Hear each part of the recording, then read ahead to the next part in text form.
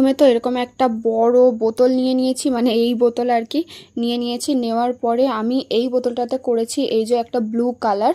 তো এবার আমি পুরো বোতলটাকে এরকমভাবে মানে বেস কোট আর কি পুরো এরকমভাবে ব্লু করে নিয়েছি। ব্লু করে নেওয়ার পরে শুকিয়ে যাওয়ার পরে আমি এখানে নিয়েছি পিঙ্ক কালার। আর সত্যি বলতে আমার কাছে না পিঙ্ক কালারটা ছিল না, আমি রেড আর হোয়াইটটা মিক্সড করে এই পিঙ্ক কালারটা নিয়ে এসেছি। তারপর আমার কাছে তেমন একটা, যেহেতু আমি এসব জিনিস করি না, আমার কাছে ভালো তুলিও ছিল না, তো যা তুলি ছিল সেটা থেকে আমি চারিপাশ থেকে এরকম হালকা হালকাভাবে টেনে টেনে এনে একটা ফুল বানিয়েছি। আর এই ফুলটা বানানো অত্যন্ত সহজ, মানে যে কোনো দিন তুলি ধরেনি, মানে রং তুলি কিচ্ছু ধরেনি, সেও পারবে এই জিনিসটা করতে। তো এরকমভাবে চারিদিক থেকে টেনে টেনে এনে আমি ফুল বানিয়েছি।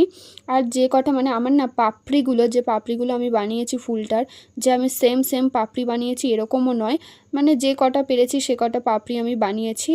আনার পরে মাঝখানে মানে পিঙ্কটার সাথে যেহেতু ইয়েলোটা ভালোই যায়, আমরা জানি এই কম্বিনেশনটা বেশ ভালো, তো সেই জন্যে কিন্তু আমি মাঝখানে এরকম হলুদ হলুদ ডট দিয়ে দিয়েছিলাম, আর যেটা দেখতে খুবই ভালো লাগছিলো। ব্লুর ওপর যেহেতু পিঙ্ক আর ইয়েলোটা আমি দিচ্ছিলাম, আমার মনে হচ্ছিল যে না, এই কালার কম্বিনেশন যেটা আমি ভেবেছি সেটা আমি সত্যি খুবই ভালো ভেবেছি, কারণ এই ব্লুর ওপর পিঙ্ক কালারটা বেশ ভালোই ফুটছিল আর ইয়েলোটাও তাই। তো আমি সবার আগে এই যে স্টার স্টার করে ফুলগুলো বানিয়ে নিয়েছিলাম, নেওয়ার পরে আমি উপর দিয়ে ইয়েলোগুলো দিয়ে দিয়েছি। পারলে ভিডিওটা একটু স্লোমো করে দেখে নিও, আমি একটু ফাস্ট করে দিয়েছিলাম।